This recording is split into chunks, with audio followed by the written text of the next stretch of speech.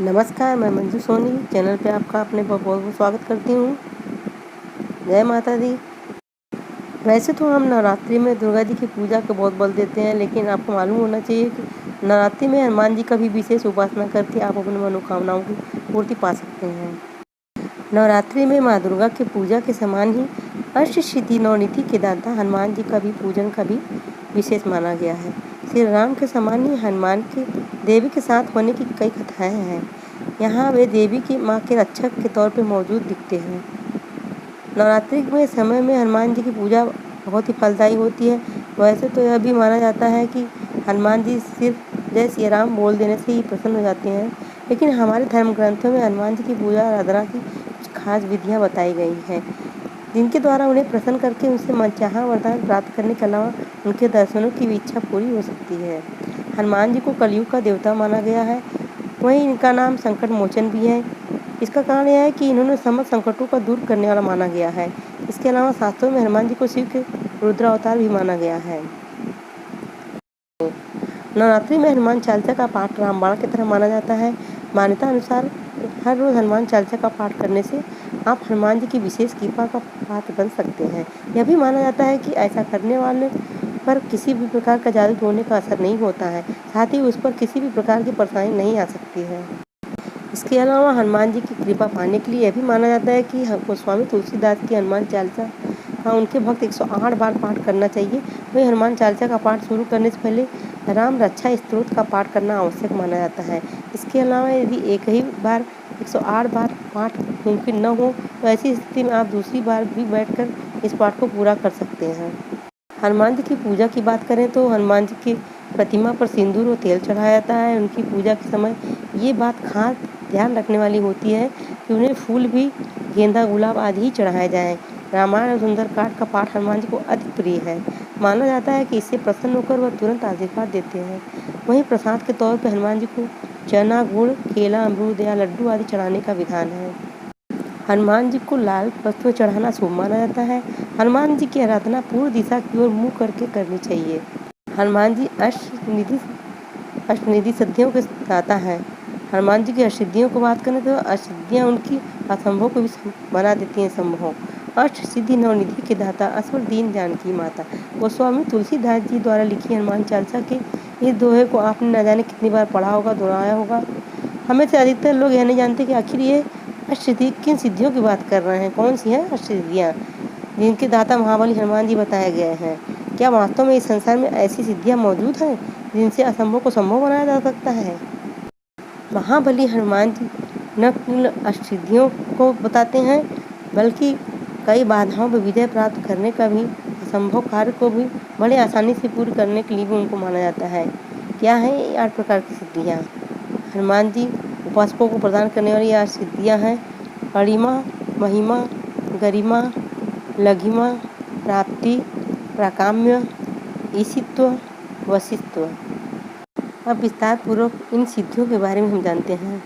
अणिमा महाबली हनुमान जी द्वारा प्रदान की जाने वाली ये सिद्धि बड़ी चमत्कारिक है। इस सिद्धि के पूर्ण हो जाने पर इंसान कभी भी अति सूक्ष्म रूप धारण कर सकता है। इस सिद्धि का उपयोग स्वयं महाकपि ने भी किया था। हनुमान जी ने इस सिद्धि का प्रयोग करते ही राक्षस राज रावण की लंका में प्रवेश किया था। महाकपि ने अणिमा सिद्धि के बल पर ही अति लघु रूप धारण करके पूरी लंका का निरीक्षण किया था। यही नहीं, सुरसा नामक राक्षसी के मुंह में बजरंगबली ने इसी सिद्धि के माध्यम से प्रवेश किया था और बाहर निकल आए थे। अब दूसरी सिद्धि की बात करें, महिमा। बजरंगबली द्वारा प्रदान की जाने वाली ये सिद्धि अत्यंत चमत्कारी है। इस सिद्धि को साध लेने वाला मनुष्य अपने शरीर को कई गुना विशाल बना सकता है। ये वही सिद्धि है जिसके प्रयोग से मारुति नंदन ने सुरसा के मुंह से दोगुना शरीर विस्तार किया था। महिमा सिद्धि के बल पर महाकपि ने अपने शरीर को 100 योजन तक लंबा कर लिया था और लंका के अशोक वाटिका में उदास बैठी माँ सीता को वानर सेना पर विश्वास दिलाने के लिए भी बजरंगबली ने इस सिद्धि का प्रयोग किया था। तीसरी सिद्धि गरिमा। अष्टसिद्धियों के क्रम में तीसरी सिद्धि गरिमा है। ये वो सिद्धि है जिसके पूर्ण होते ही इससे साधक अपना वजन किसी विशाल पर्वत से भी ज़्यादा कर सकता है। महाभारत ग्रंथ में उल्लेख मिलता है, अपने बल के घमंड में चूर कुंती पुत्र भीम के गर्व को हनुमान जी ने चूर चूर कर दिया था। हनुमान जी एक वृद्ध बानर का रूप धारण करके भीम के रास्ते में अपनी पूंछ फैलाकर बैठे हुए थे। भीम ने देखा एक वानर पूंछ रास्ते में कहीं पड़ी हुई है।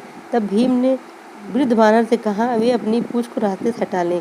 तब वृद्ध वानर ने कहा मैं वृद्धावस्था के कारण अपनी पूंछ नहीं हटा सकता, आप स्वयं हटा दीजिए। इसके बाद भीम वानर की पूंछ हटाने लगे, लेकिन पूंछ टस मस नहीं हुई। भीम ने पूरी शक्ति का उपयोग किया, लेकिन सफलता नहीं मिली। इस प्रकार भीम का घमंड टूट गया। चौथी सिद्धि लघिमा। इस सिद्धि के पूर्ण हो जाने पर साधक अपना भार मयूर पंख से भी हल्का कर सकता है।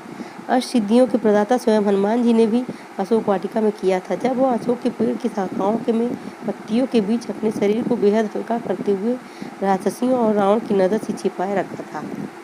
पांचवी सिद्धि प्राप्ति। अष्ट सिद्धियों में पांचवी सिद्धि प्राप्ति है। इसके बल पर साधक भविष्य में झांक सकता है और पशु पक्षियों की भाषा समझ सकता है। सीता माता की तलाश में निकले महाबली हनुमान जी ने इसी सिद्धि को साधते हुए कई जंगली पशु पक्षियों से माता सीता का पता पूछा था। छठी सिद्धि राकम्य है। छठी सिद्धि एक बड़ी अनोखी और अविश्वसनीय चमत्कार करने की ऊर्जा प्रदान करती है। इसके प्रयोग से साधक पृथ्वी की गहराइयों में उतर सकता है, आकाश में उड़ सकता है और मन मुताबिक समय पानी के भीतर भी जीवित रह सकता है। यह वही सिद्धि है जिसके प्रताप के कारण स्वयं महाबली हनुमान जी चिरकाल तक युवा रहे, अपनी इच्छा से किसी भी देह धारण कर सकते हैं। सातवीं सिद्धि ईशित्व। इस सिद्धि को प्राप्त करने वाले मनुष्य में नेतृत्व के गुण पूरी तरह से निखर के सामने आते हैं। ईशित्व के प्रभाव से महाकपि ने पूरी वानर सेना का कुशल नेतृत्व किया था। इस सिद्धि के कारण ही उन्होंने सभी वानरों पर श्रेष्ठ नियंत्रण रखा। साथ ही इस सिद्धि से हनुमान जी किसी मृत प्राणी को भी जीवित कर सकते थे। ये थी हनुमान जी के अष्ट सिद्धियों के विषय में पूर्ण जानकारी। आप भी इस नवरात्रि हनुमान जी की विधिपूर्वक उपासना करें, उनको प्रसन्न रखें। आपको अगर वीडियो अच्छा लगा हो तो आप मेरे वीडियो को लाइक करें, शेयर करें, चैनल को सब्सक्राइब करें ज़रूर। प्लीज़ सब्सक्राइब करें आप मेरे चैनल को। आपको अगले वीडियो में फिर नए विषय के साथ मुलाकात होगी। नमस्कार, धन्यवाद। आठवीं सिद्धि वशित्व। यह अंतिम सिद्धि है। ये सिद्धि अपने साधक को जितेंद्रिय बनाती है। इसके प्रभाव से साधक अपने मन पर पूरा नियंत्रण रख सकता है। ये वही सिद्धि है जिसके बल पर इससे साधक को वो अपने को बस में रख सकता है। इसी के प्रभाव से महाकपि हनुमान जी अतुलित बलधामा कहे गए। ओम रामदूताय नमः।